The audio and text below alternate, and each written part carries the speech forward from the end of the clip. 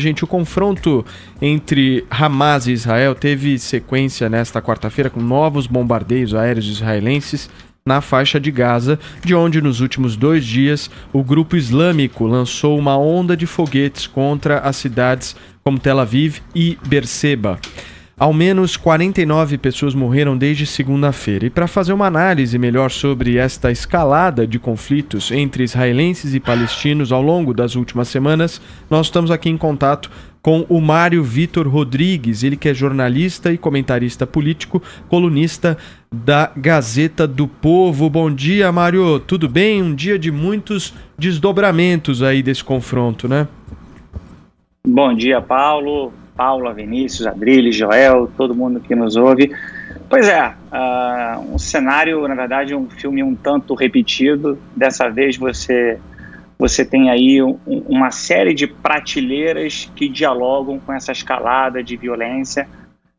Houve despejo, tentativa de despejo de famílias árabes em Sheikh Jarrah, na Jerusalém Oriental.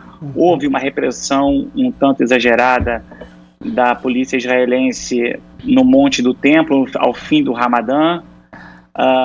E agora, é claro, você tem o Hamas financiado pelo Irã, jogando foguete para Tel Aviv, e aí tudo sai de controle, é uma tragédia, realmente, um cenário muito triste. Ô Mário, na sua opinião, rapidamente, quem tá certo nessa história? Opa! Quem tá certo? Quem tem a razão? Não, ninguém tem razão. Ninguém tem razão. Olha, assim, antes de mais nada, vamos tirar uma coisa da frente. Você tem um confronto entre um Estado e um grupo terrorista. Para deixar isso bem claro, o Hamas, você não pode tergiversar, você não pode medir as palavras. É um grupo terrorista e ponto final. Então, isso não quer dizer que o Estado de Israel não tenha ali, não contribua para a situação. Contribui sim, como comentei en passant, o despejo de famílias árabes na Jerusalém Oriental. Aliás, eu fiquei hospedado justamente naquela área quando estive lá. É indefensável, e você acaba criando, na verdade, um turbilhão, justificativas para que uma região que sempre é de um clima onde o clima de tensão sempre é muito alto, enfim, que a coisa descambe. Então, mas quem é certo, assim, na bucha, é difícil. Ok.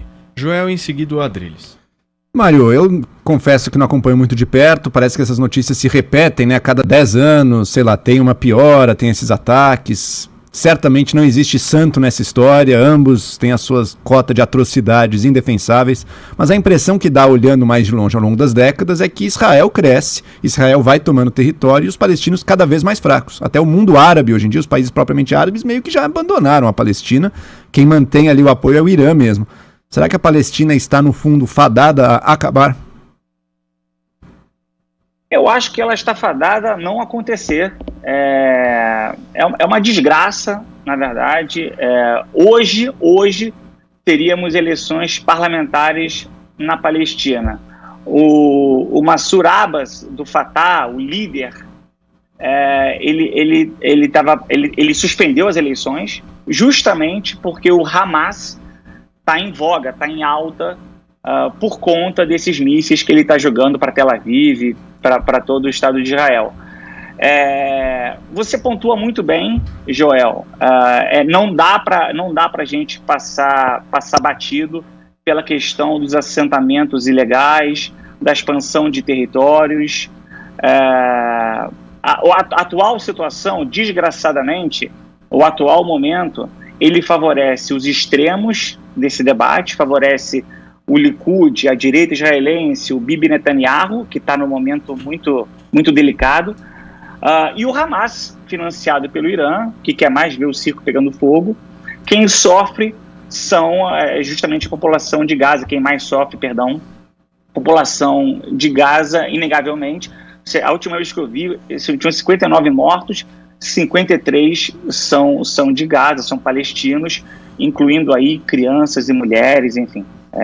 É uma tragédia. A causa palestina, ela perde muito nessas horas, porque é muito fácil a gente nutrir empatia pela causa palestina, pela causa dos dois estados, pela asfixia social que acontece ali, e é uma política de Estado de Israel, essa é inegável.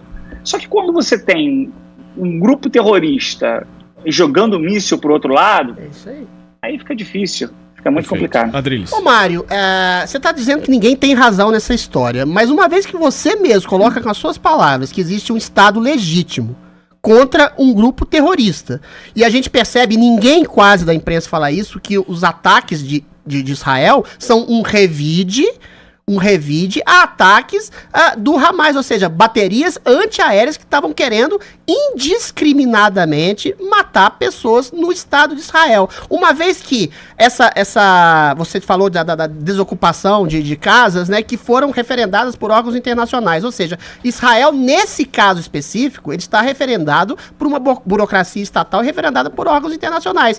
Se você revida um Estado terrorista, você tem mais razão, ou não?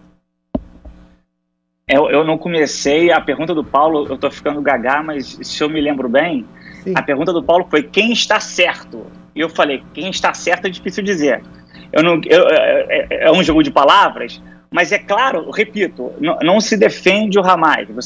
Se você se coloca ao lado de um grupo terrorista, fica difícil dialogar.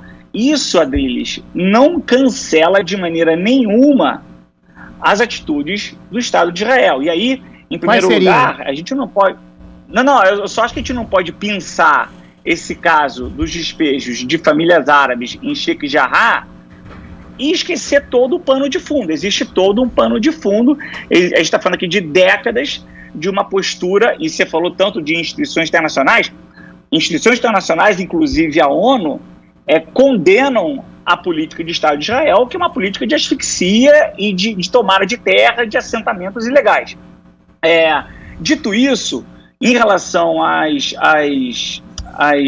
famílias despejadas, cara, é uma lei que remete após a guerra de 68, sim, uma lei anterior que no século XVIII haveria ali uma compra de terras por instituições judias. Então, não é muito simples. A gente está falando aqui de despejo, e tem esse pano de fundo que ele é inegável. O meu ponto aqui, Adriles, é dizer o seguinte: não essa escalada de violência, ela dialoga com uma série de situações que aconteceram. A própria polícia... Vamos colocar uma coisa aqui, deixa eu fazer um parênteses rápido. Israel passa por um momento de crise política institucional muito delicado.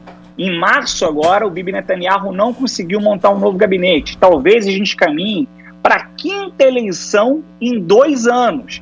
A coisa toda é tão grave que até segunda-feira, antes de começar a voar foguete para Tel Aviv, você tinha diálogos evoluindo bem por uma formação de um gabinete que você tinha ali o Naftali Bennett, ultranacionalista israelense, você tinha um centro-esquerda que é o Yassir Lapid, e você tinha o Mansour Abbas com a lista Árabe Unida, que é um bloco parlamentar árabe. Então você teria um gabinete israelense, detalhe que esses 2 primeiros que eu falei são ex-ministros do Bibi Netanyahu, você ia ter um gabinete mais plural.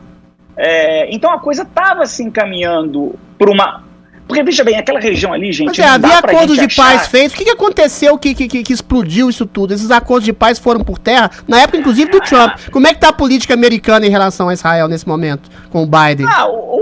O Biden não vai afrouxar de jeito nenhum. Os laços de Israel... Ele se colocou pró-Israel, né, ontem. Claro, e vai se colocar sempre, Isso aí não vai mudar nunca. A ligação Estados Unidos e Israel é uma ligação histórica.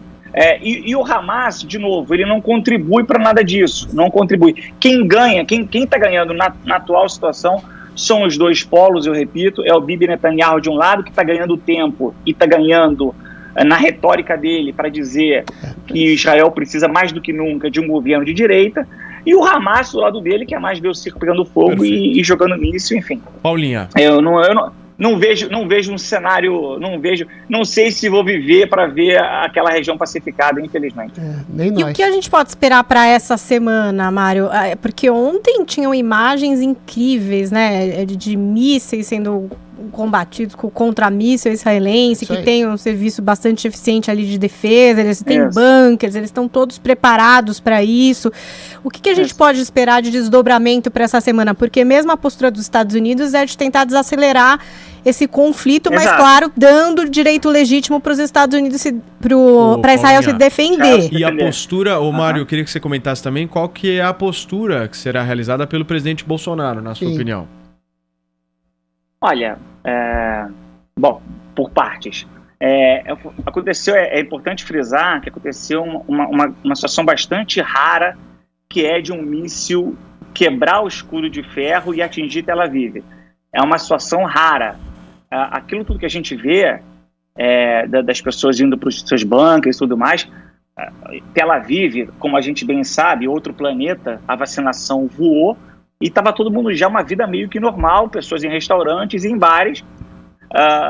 Todo mundo foi para bunker, todo mundo foi se esconder, mas na prática é muito raro um míssil chegar lá, chegar a alcançar Tel Aviv. Pois é. Alcançou, e isso assustou.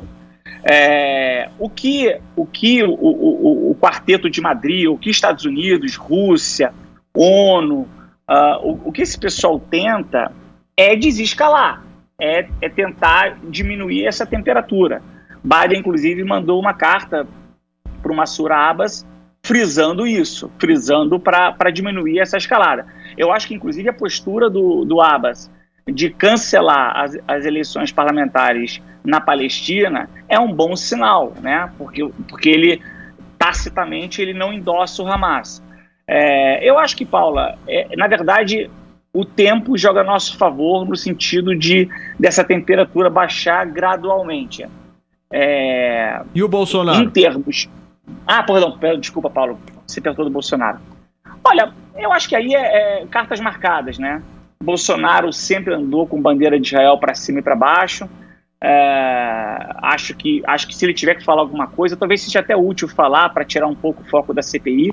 Mas para mim está muito claro que o governo brasileiro, que o presidente Jair Bolsonaro vai se posicionar, obviamente, a defender Israel, enfim, a endossar qualquer atitude que o Estado de Israel adotar.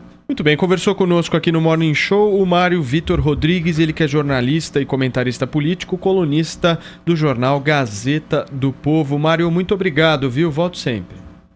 Obrigado, Paulo. Obrigado pelo convite. Tchau, tchau, pessoal.